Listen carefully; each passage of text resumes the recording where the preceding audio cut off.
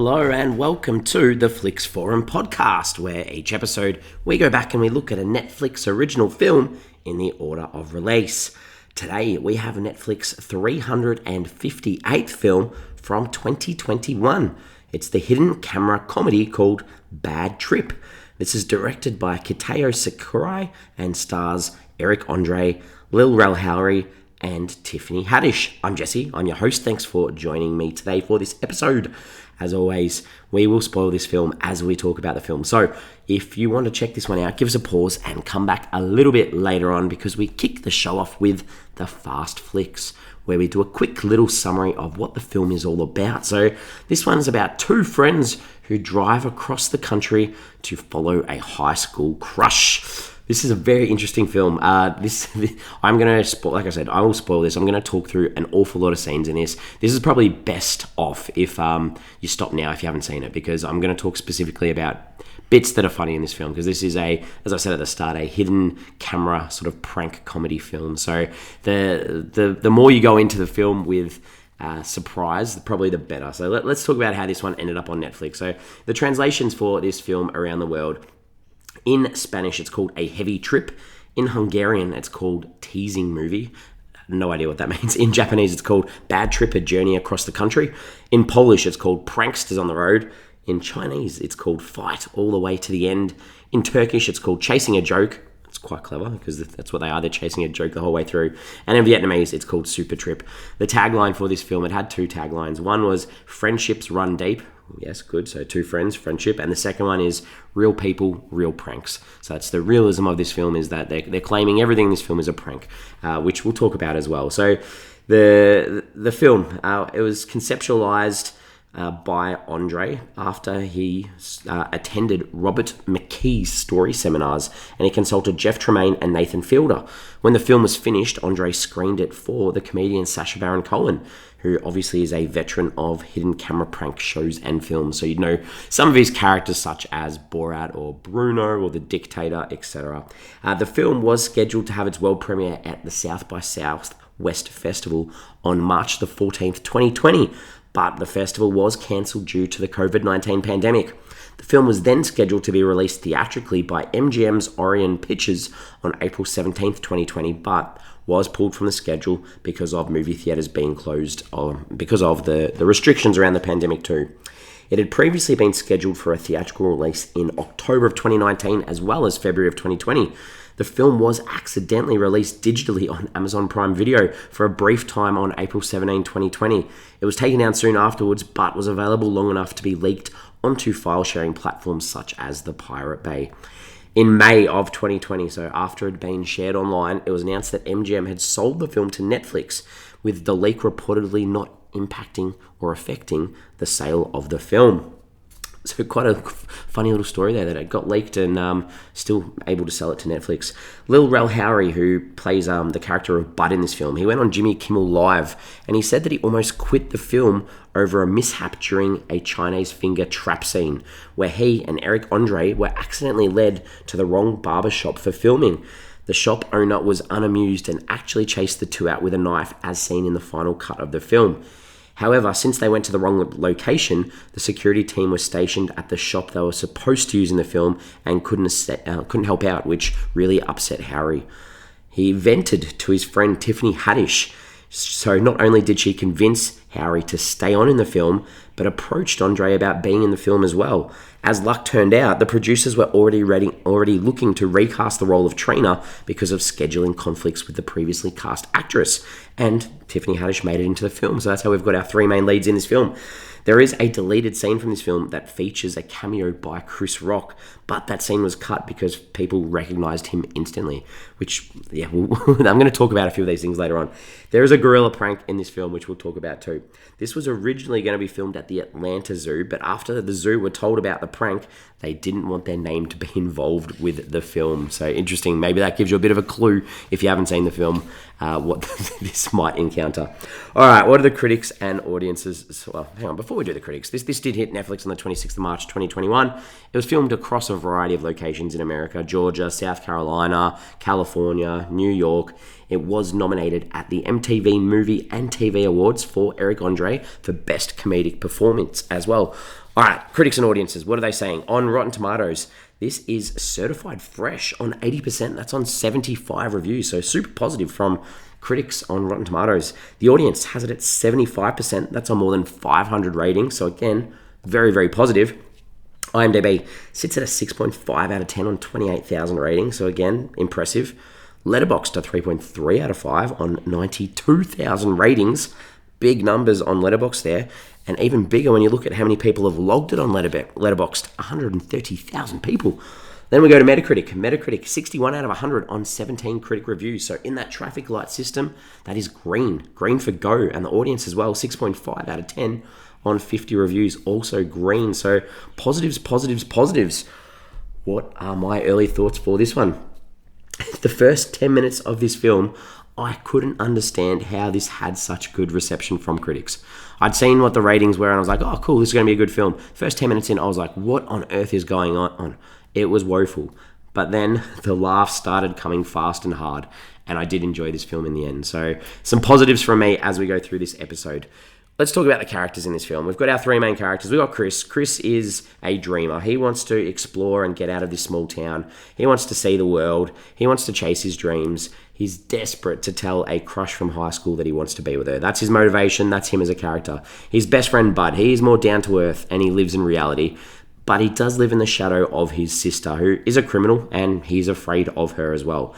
He always looks out for Chris and do whatever he can to help him out too. Then we've got Trina, who I've mentioned is Bud's older sister. She's a complete and utter sociopath.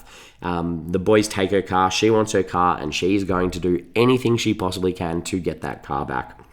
The other character in this film is Maria. I'm just going to mention her. The rest of the characters are mainly random people from the general public. But Maria, she's the girl that Chris has this crush on, and he wants to chase her.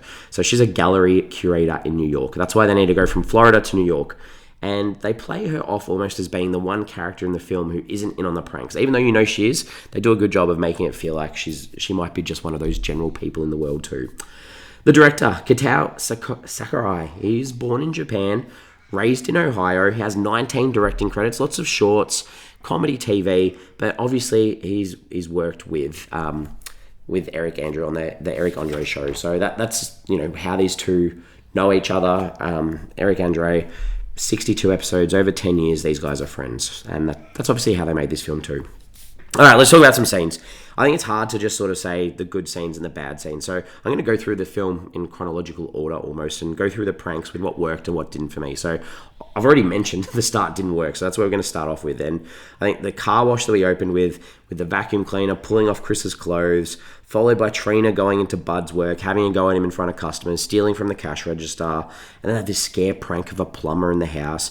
Like I said, the first 10 minutes, I was ready to turn this off. None of those things worked. They were just rubbish. But thank goodness for the smoothie shop scene, the fruit juice scene or whatever it is, where Chris is working behind the counter and his girlfriend, it's not his girlfriend, but he's the love of his life, Maria, walks in and, he ignores all the customers for her, and then he ends up, he puts his hand in the blender and blood goes everywhere. That was absolutely hilarious. The next thing didn't work. Chris sits on his park bench and he talks to this old guy about, should he chase his dream? Should he chase the girl? And he breaks into a song and dance on the streets. And then he goes into a shopping mall and it turns into this big production. I thought that was super lame.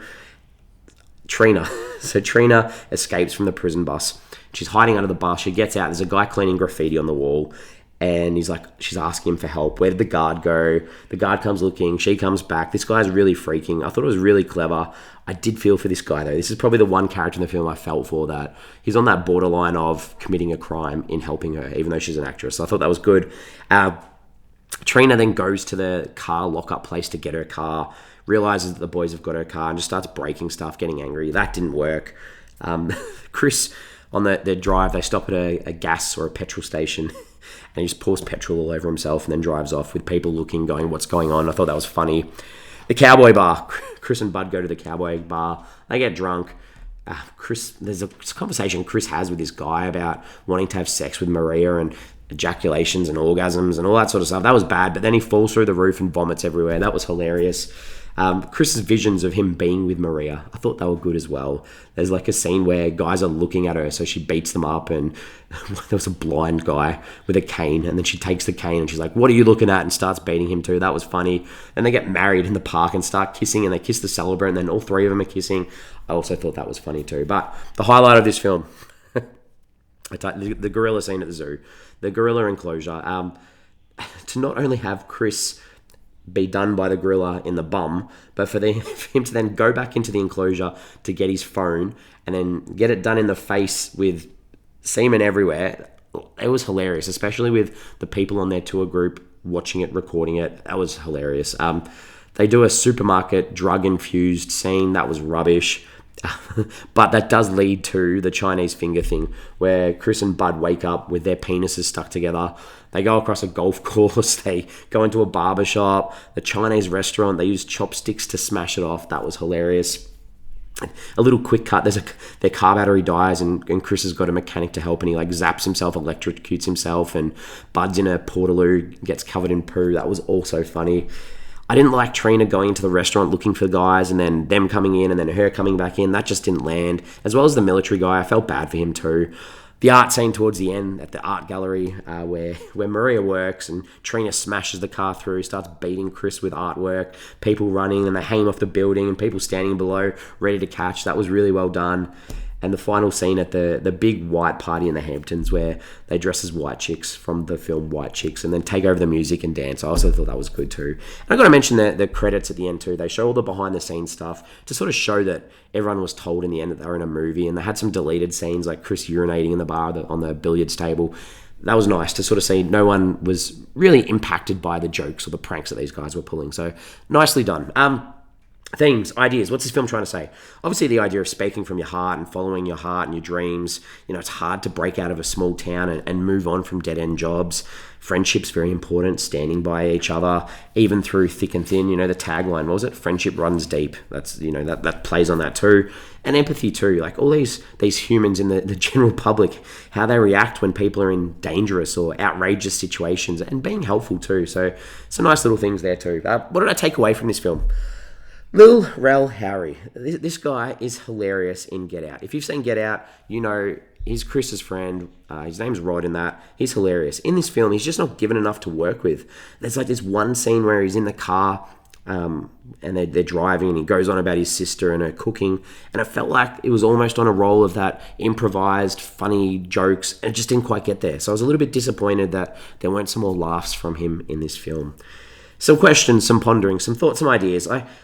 You've got to ask the question, how did none of the people actually recognize them? Especially Lil Rel Howery, who's been in dozens of films, especially Get Out. Like, Get Out was one of the biggest films for African-American people a couple of years ago, and most of the pranks in this film are on African-American people. How did no one notice him? I just thought that was a little bit interesting.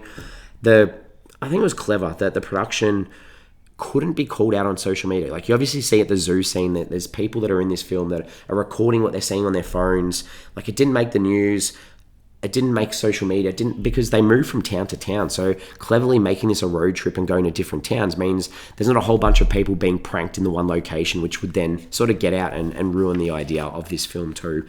And finally, like, it's nice that the regular people in the movie, who were mainly African Americans, as I mentioned, they weren't the butt of the jokes. The jokes or the injuries and things that happened were pretty much all to Chris. So Chris took the blunt of that, and it wasn't like a mean-spirited sort of comedy. So I appreciated that as well.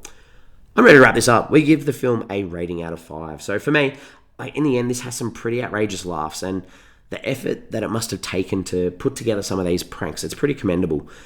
This isn't going to be for the faint of heart, but if you give it a go, I think you're guaranteed to eventually laugh, even though the start just didn't land for me. I'm giving this a 3 out of 5 still. 3 out of 5 for me, solid score. We are on socials. We are on Facebook, we're on Instagram, and we're on X, formerly known as Twitter. Just in relation to this film being played for Sacha Baron Cohen, I just want to ask, do you like the film Borat? I remember Borat when it came out. I saw that multiple times at the cinema. I thought that was hilarious. So do you like Borat or not? Or does it offend you? I'm interested. Let me know on the socials. As always, we are back again next week. Next week, we have an international film from 2021. It's the Indian Hindi language black comedy drama called Paglat. It's directed by Umesh Bist and stars Sanya Malhotra. Ashutosh Rana, Shutri Sharma, Raghubir Yadav, and Rajesh Tulling. So that's what we've got next week. Interesting. Give it a crack. If you want to watch it before then, give it a watch. As always, thank you for joining me, and I will see you next week.